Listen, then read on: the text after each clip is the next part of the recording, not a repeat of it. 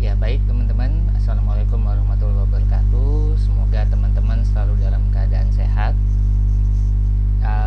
Di pertemuan tatap muka online atau sinkron video conference yang pertama ini, kita mungkin perkenalan dulu ya. Saya Abdi Wahab, saya sebagai dosen tutor untuk teman-teman di mata kuliah pemrograman berorientasi objek ya. Jadi selama 1 semester ke depan ini kita coba diskusi bareng, sharing bareng tentang pemrograman berorientasi objek. Ya, jadi nanti bisa lewat WAG, WhatsApp group, atau lewat LMS ya yang sudah ada. Nanti kita coba diskusi bareng-bareng lewat situ ya teman-teman ya. Oke, jadi kita nanti akan selama 1 semester melihat seperti apa sih pemrograman berorientasi objek itu, atau kalau bahasa Inggrisnya Object Oriented Programming gitu ya, OOP itu seperti apa. Oke, ya sebelumnya mohon maaf kalau nanti agak putus-putus ngomongnya, karena saya sedang lidah saya kegigit jadi agak sariawan jadi agak banyak mengeluarkan ini biar nggak sakit ininya, mengeluarkan air liur biar nggak sakit. Jadi mohon maaf juga kalau ada yang kurang jelas, nanti tolong dipenuhi aja ya, tolong disampaikan saja. Misalkan ada kata-kata yang kurang jelas dari saya, mohon di ini aja, disela aja, misalkan takutnya dari teman-teman ada yang kurang jelas. Oke, baik teman-teman, kita mulai aja ya. Jadi dari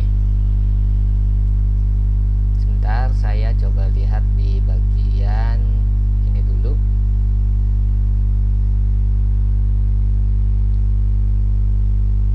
Ya,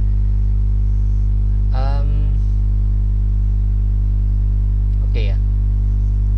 Saya mulai sharing aja ya, sharing presentasi ya teman-teman ya. Kita coba lihat presentasi yang pertama yang sudah di sharing ya di LMS. Nah ini dia. Oke.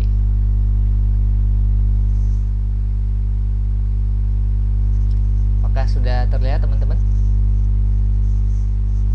Sudah, Pak. Ya, sudah ya. Oke, baik. Kita lihat aja dulu ya. Jadi ini memang untuk sesi yang pertama ini materi diseragamkan dari dosen pengembang ya. Nanti mungkin kita ada sedikit beberapa pengembangan ini ya, pengembangan dari pengembangan dari materi-materi kita akan coba lakukan gitu ya, kira-kira yang sesuai dengan kebutuhan yang ada saat ini seperti apa gitu ya. Oke, baik. Jadi ini modul dari tim pengembang di dosen pengembang di Universitas Cyber Asia, Pak Catur Nugroho sebagai pengembang materinya.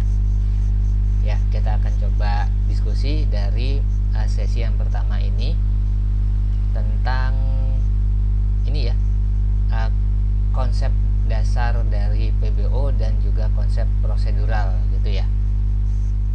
Nah, kita coba lihat di sini. Oke, jadi kalau mungkin kita awal-awal belajar pemrograman ya, di awal itu kita itu biasanya dihadapi dengan sebuah paradigma atau kerangka berpikir dengan menyelesaikan masalah secara prosedural ya, secara berurut, mulai dari awal ngapain dulu gitu ya, terus lanjut secara berurut seperti itu ya, atau biasa dikenal dengan sekuensial gitu ya.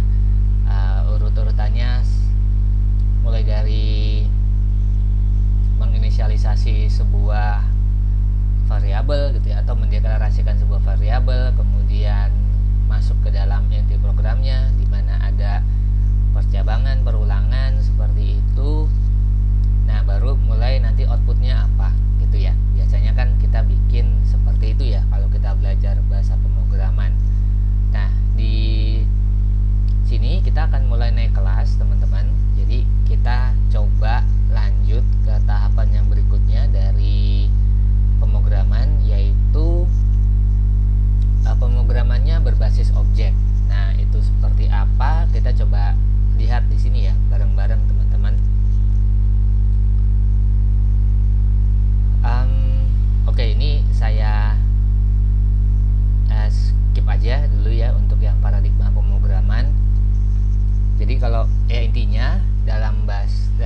paradigma pemrograman itu kita harus menguasai kerangka berpikirnya terlebih dahulu ya. Kerangka berpikirnya seperti apa, baru kita bisa menyelesaikan, baru kita pilih bahasa pemrogramannya sesuai dengan kerangka berpikir yang kita gunakan gitu ya. Nah, lambat laun kerangka berpikir yang awal ya, yang secara prosedural itu mulai tidak bisa menangani beberapa permasalahan. Contohnya misalkan terkait dengan pemrograman yang memiliki objek-objek ya dalam sebuah sistem yang akan dibangun. Nah, dari situ berkembanglah satu buah paradigma berpikir baru, yaitu object oriented ini gitu ya. Dan bahasanya pun juga berkembang ya, ada bahasa yang mendukung object oriented, ada bahasa yang belum mendukung object oriented. Nah, jadi seperti itu. Tapi rata-rata di saat ini semua bahasa pemrograman itu sudah mendukung konsep object oriented ya teman-teman ya. Itu sudah pasti, rata-rata sudah mendukung semua ya. Nah, ini pengertiannya ya. Jadi beberapa pengertian jenis paradigma pemrograman. Ini satu prosedural. Nah, teman-teman bisa lihat di sini ya, fokus terhadap cara komputer menyelesaikan suatu tugas. Nah, ini menurut KBBI-nya juga disediakan tahap-tahap kegiatan untuk menyelesaikan suatu aktivitas gitu ya. Ini prosedural ya teman-teman ya. Kemudian juga metode langkah demi langkah secara eksak dalam memecahkan suatu masalah. Nah, ini prosedural menurut KBBI ya. Nah, pemrograman prosedural ini biasa juga disebut sebagai pemrograman imperatif teman-teman ya. Jadi di sini pemrograman imperatif, kita ini jadi untuk di dalam prosedural ini kita akan memanggil beberapa prosedur-prosedur yang dibutuhkan gitu ya. Prosedur itu bisa seperti kumpulan instruksi-instruksi gitu ya. Nah, ini kita lakukan di dalam pemrograman prosedural ya. Nah, di sini juga dijelaskan bahwa pada pemrograman prosedural, program dibedakan antara bagian data dan bagian instruksi. Nah, data itu biasanya dalam bentuk variabel ya, disimpannya dalam bentuk variabel. Kalau instruksinya ya kode program yang seperti atau control flow-nya ya teman-teman ya, seperti perulangan, percabangan. Nah, itu adalah instruksi. Oke.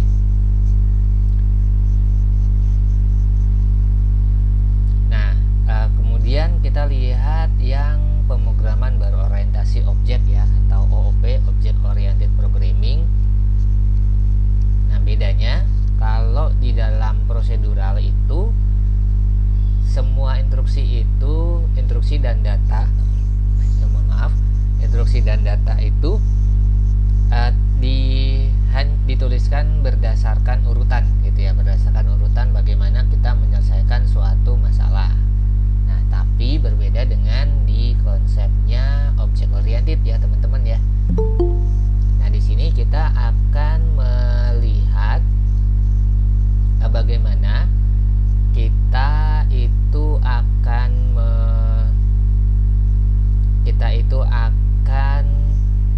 melihat ya, untuk data dan instruksi nanti akan disatukan dalam sebuah kelas ya teman-teman ya. Nah, nanti jadi kelas itu kita bisa bilang sebagai blueprint dari sebuah objek ya teman-teman ya. Nah, jadi kita akan coba lihat di situ ya, kita akan bedakan ya. Nah, kita akan banyak nanti membuat kelas-kelas teman-teman. Lihat misalkan contoh kelas itu apa? Kelas mahasiswa. Nah, itu adalah kelas. Objeknya siapa? Ya misalkan objeknya teman-teman nih, namanya misalkan Budi. Nah, itu adalah objek dari kelas mahasiswa. Nah, itu bisa seperti itu nanti ya. Jadi kita bikin kelasnya, objeknya adalah nama-nama mahasiswa gitu ya. Nah, itu itu bisa kita lakukan seperti itu. Oke, nah ini memang saat ini OOP itu sudah banyak digunakan dan rata-rata sudah semua bahasa pemrograman yang ada saat ini yang digunakan ya itu sudah mendukung konsep dari object oriented programming ya, baik itu Python, Ruby, Java, C++ ya, Smalltalk dan lain-lainnya ya, kayak Golang gitu ya. Nah, itu semua sudah mendukung konsep pemrograman berorientasi objek, teman-teman ya. Nah, di sini juga dibilangkan ditulis juga ya. Jadi kalau OOP itu memiliki keamanan yang tinggi dengan penggunaan enkapsulasi. Nah, sebenarnya juga enkapsulasi itu digunakan untuk information hiding ya. Jadi kita nggak perlu tahu dalamannya seperti apa ya. Kita nggak perlu tahu dalamannya seperti apa, kita tinggal pakai aja gitu ya. Kita tinggal pakai fungsinya udah bisa jalan gitu ya. Kayak kita menggunakan, kalau kita naik motor gitu ya, kita kan hanya tahu cara mengerem aja ya, tinggal tekan ini ya, pedal rem ya, tekan pedal rem, bukan pedal ya, tekan rem aja gitu ya, tekan rem. Nah, tapi di dalamnya kan ada sesuatu yang bekerja sebenarnya ya. Nah, kita nggak perlu tahu. Nah, itu adalah konsep enkapsulasi. Kita yang penting bisa gunakan gitu ya. Nah, itu konsep enkapsulasi. Nah, nanti ada juga yang namanya abstraksi, teman-teman. Nah, itu nanti kita akan lihat, kita akan bahas lebih dalam untuk beberapa karakteristik dari object oriented ini. Ya. Oke, hari ini kita perkenalan dulu aja nih sama si OOP gitu ya. Jadi, dia ada yang namanya enkapsulasi. Pertama kelas ya. Jadi yang di dalam pemrograman berorientasi objek itu nanti teman-teman banyak ketemu atau banyak membuat yang namanya kelas, teman-teman ya.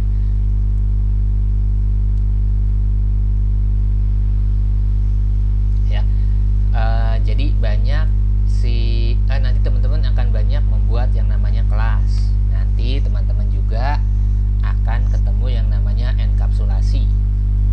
Nah, kemudian nanti teman-teman juga akan bikin abstraksi seperti apa gitu ya. Kemudian satu lagi namanya inheritance, pewarisan. Nah, itu juga salah satu karakteristik dari object oriented, teman-teman. Ya. Oke. Nah, ini kita lihat lagi di sini. Nah, jadi apa itu pemrograman berorientasi objek ya?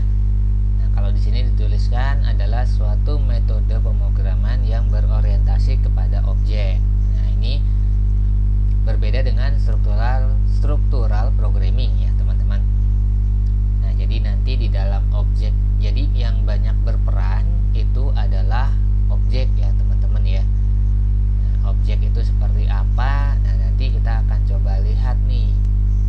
Ya, objek seperti apa, teman-teman. Oke. Kita lanjut ya. Kita lanjut dulu ini.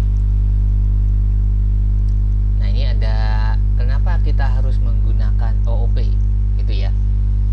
Nah, di sini untuk mempresentasikan ke dunia nyata. Untuk pemrogramannya ya, terutama ya, memudahkan dalam proses pengembangan item. Kemudian paradigma yang digunakan dalam framework. Nah, ini kita akan coba lihat ya di sini. Oke. Kita lanjut lagi. Nah, ini karakteristik OOP. Nah, ini ya. Pasti teman-teman bikin objek. Yang pertama itu gitu ya. Kemudian ada interaksinya, teman-teman, antara objek satu dengan objek yang lainnya gitu ya, pasti ada interaksi. Kemudian ada message yang akan dikirimkan dari satu objek ke objek yang lainnya. Kemudian teman-teman nanti akan bikin kelas ya. Kelas itu adalah blueprint dari sebuah objek, atau di sini kalau dibalik, objek adalah wakil atau representasi dari suatu kelas gitu ya. Nah, ini nanti teman-teman akan bikin itu. Kemudian juga di sini di karakteristik dari objek oriented itu, dia itu dapat bertingkah laku atau dia biasanya punya yang namanya metode atau operasi gitu ya. Punya metode atau operasi dan juga punya properties atau field gitu ya untuk tiap-tiap objek, tiap-tiap kelas sih sebenarnya ya. Kelas itu punya biasanya umumnya dua ya, punya yang namanya properties, satu lagi itu punya yang namanya punya yang namanya metode ya. Nah, itu OOP seperti itu gitu ya. Nah, ini karakteristik dari objek oriented teman-teman. Oke. Mana tadi? Di pertemuan ke 9 ya. Sekarang masuk ke sini. Nah, ini kalau kita lihat di sini prosedural ya. Di sini contoh pemrograman prosedural. Jadi dia pakai fungsi atau prosedur. Kemudian dia itu masih urut-urutan instruksi gitu ya. Nah, jadi di sini juga nanti dituliskannya secara secara masalah di breakdown menjadi sub masalah. Nanti dia dibikinkan sebuah fungsi atau prosedur gitu ya. Kemudian program terdiri dari 3 struktur dasar, yaitu berurutan, seleksi, dan perulangan ya. Ini contoh bahasanya yang menggunakan prosedural itu Pascal, C, COBOL, dan Prolog ya. Jadi kalau C itu masih bahasanya pemrograman prosedural ya. Nah, kalau C++, nah itu dia sudah objek oriented teman-teman ya. Oke, sekarang kita lihat yang PBO nya teman-teman. Nah, fungsi dan data bukan menjadi dua hal yang terpisah. Kemudian fungsi dan data menjadi satu kesatuan yang disebut sebagai objek aktif ya. Oke, nah jadi intinya metode dan data, fungsi dan data itu dibungkus dalam sebuah objek gitu ya. Kemudian cara pandang program adalah serangkaian objek yang bekerja sama untuk menyelesaikan suatu masalah. Oke, jadi nanti ada interaksi ya teman-teman ya antara objek satu dengan objek lainnya. Contohnya gini, misalkan kita membangun sebuah sistem informasi akademik gitu ya. Di dalam sistem informasi akademik ada kelas-kelasnya gitu ya. Ada kelas-kelasnya, kelas mahasiswa, kelas mata kuliah gitu ya. Ada kelas siapa lagi ya, misalkan kelas jadwal gitu ya. Nah, nanti kelas mahasiswa ini akan berinteraksi dengan kelas-kelas yang lainnya ya.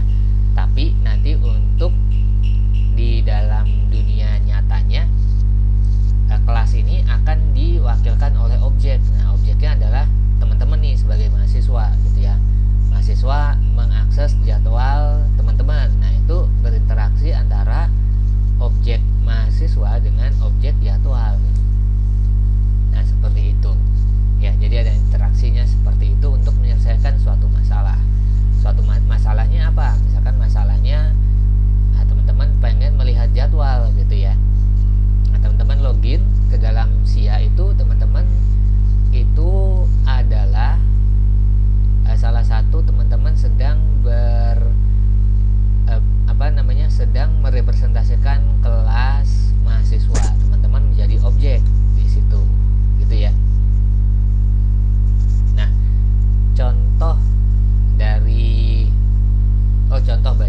pemrogramannya. Nah, ini ada banyak nih ya.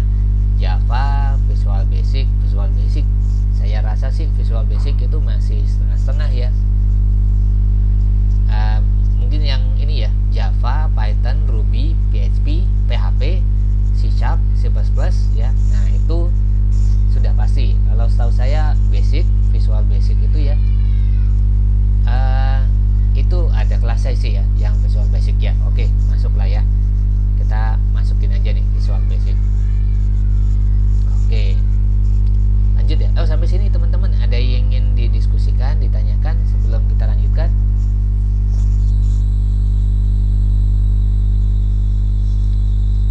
Yang mau didiskusikan, ditanyakan oleh teman-teman sebelum kita lanjut materinya? Belum ada? Belum ada, kita lanjut dulu ya teman-teman ya. Oke.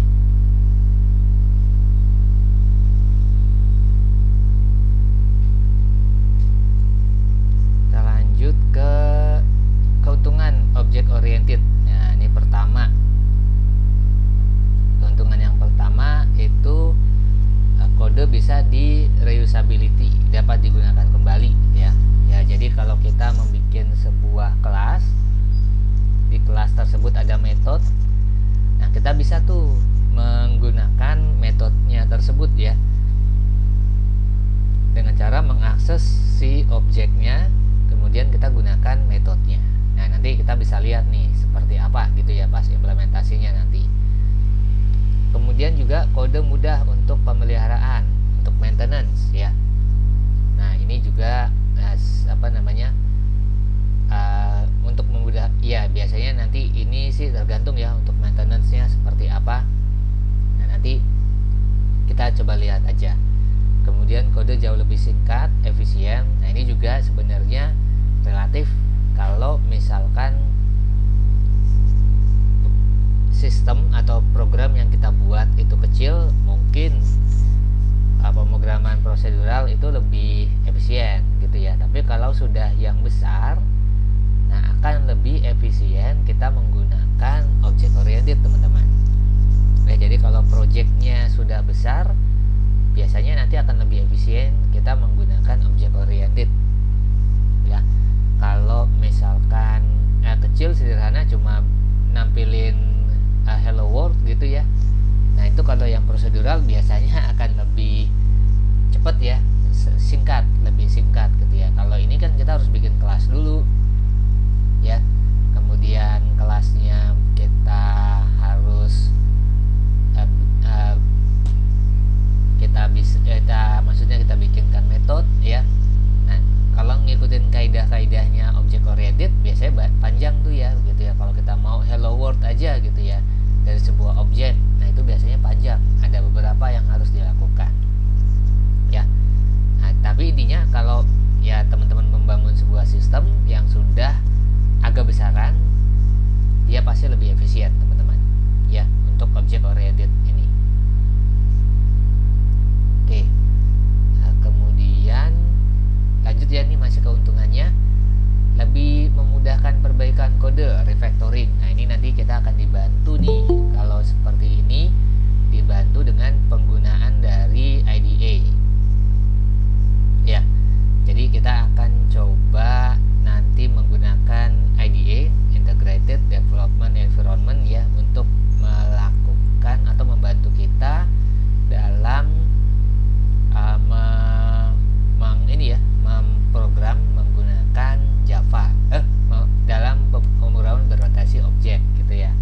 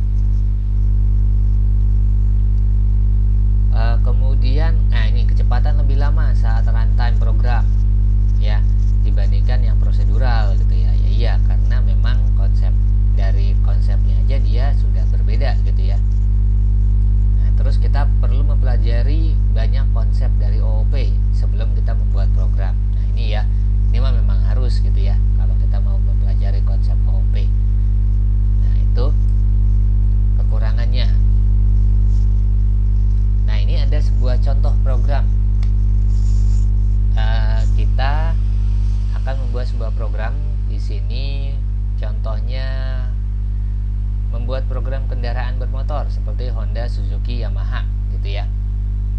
Nah, kemudian data kendaraan tersebut akan disimpan di program yaitu tahun rakit, harga, pemilik. Berikut bentuk penulisan kode ke dalam programnya. Nah, ini ada contohnya ya. Nah, ini kalau menggunakan yang prosedural nih teman-teman.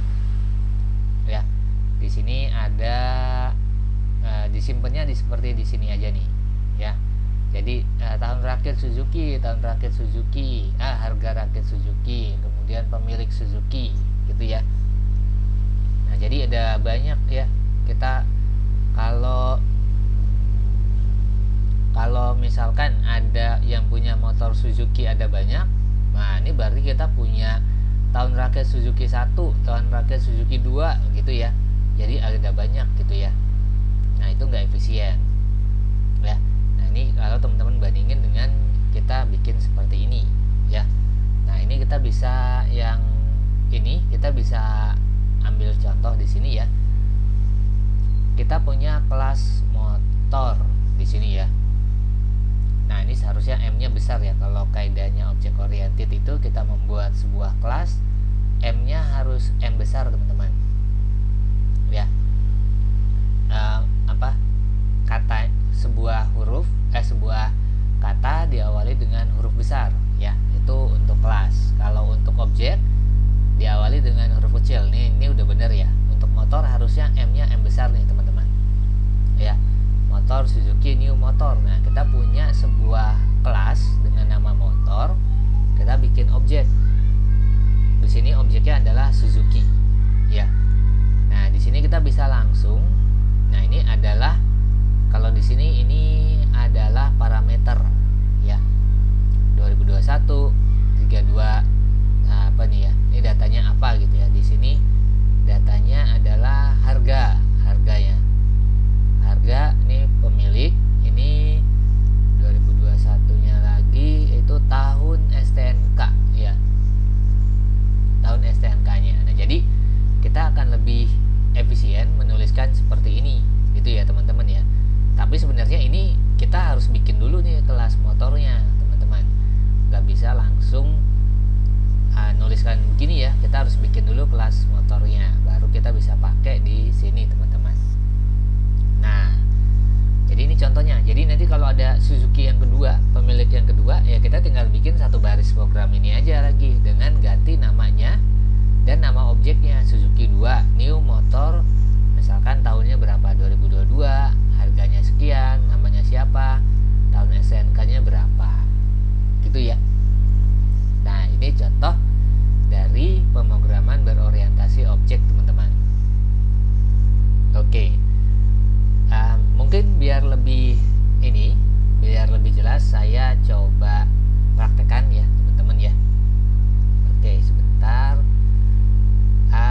Kita akan menggunakan bahasa pemrograman Java teman-teman. Saya berhenti presentasi dulu, saya ganti dulu ya. Oke, sebentar.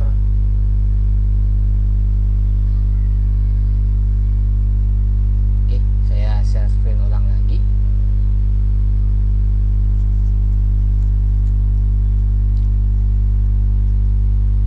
Udah kelihatan ya teman-teman ya.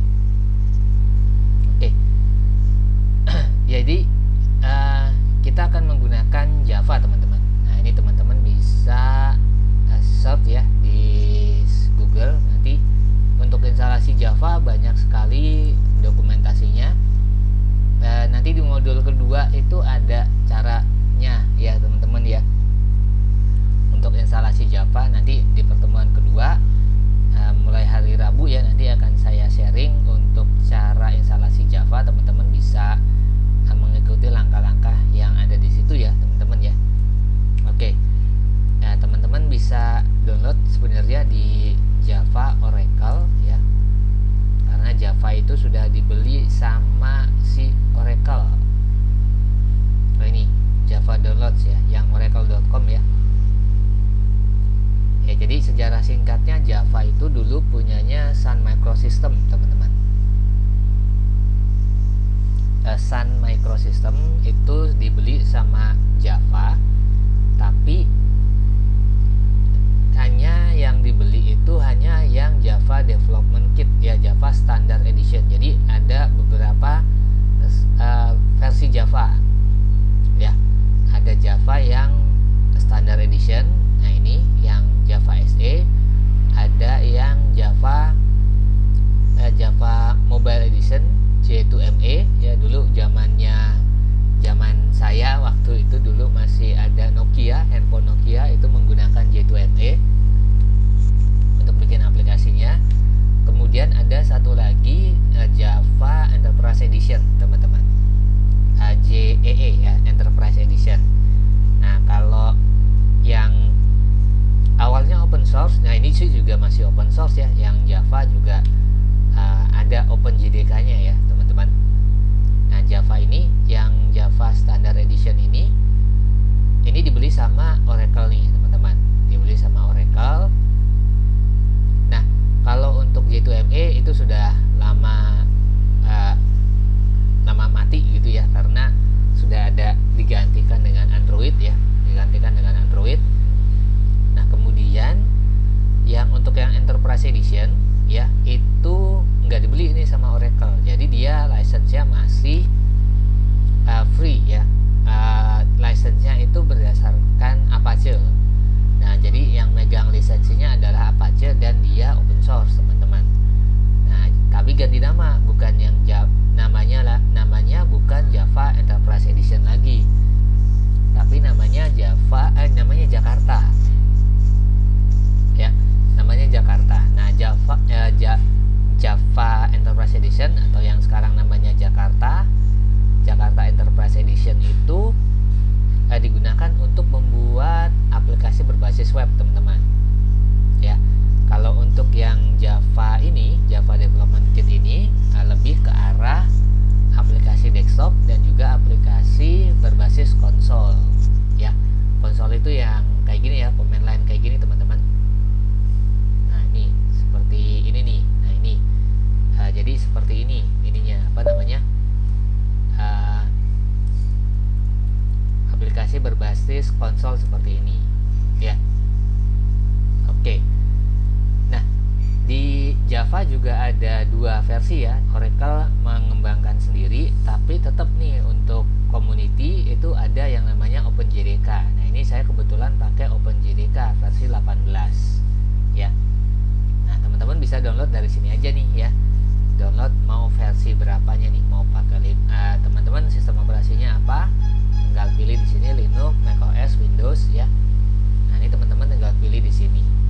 Nah nanti cara instalasinya ada di modul kedua ya. Nanti teman-teman bisa instalasi. Nah minggu depan kita coba bareng-bareng belajar Javanya gitu ya. Oke.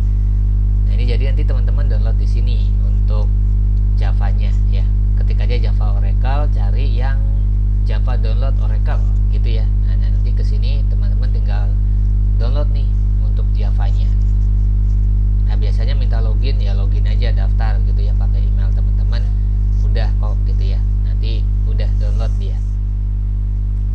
Oke. Nah ini saya coba ini aja ya, coba demokan sedikit untuk Javanya teman-teman.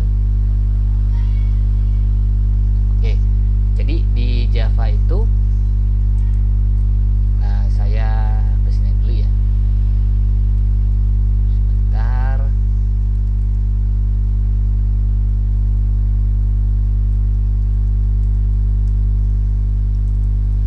Oke.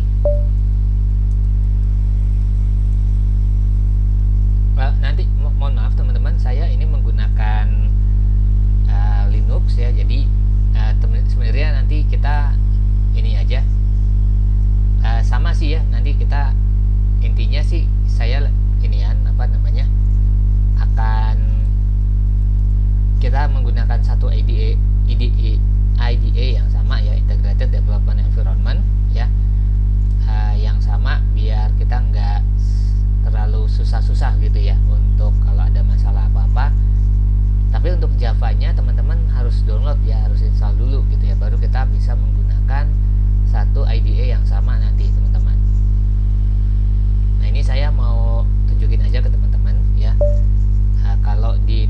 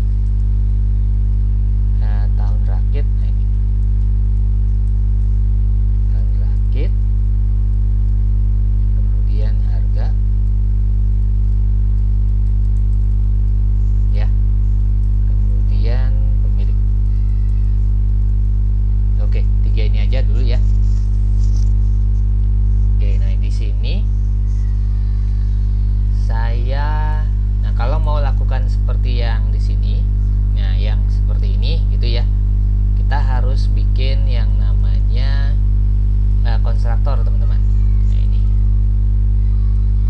Nah ini adalah, kalau tadi di modul dibilang data, atau bisa kita bilang properties ya teman-teman ya.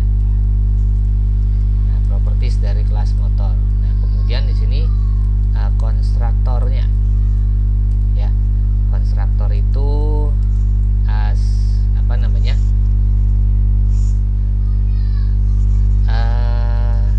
konstruktor itu jadi sebuah metode ya, sebuah metode yang digunakan untuk menginisialisasi kelas untuk pertama kali gitu ya. Nah kita bisa gunakan seperti, kita bisa bangun seperti ini teman-teman. Oke, nah, public motor, kemudian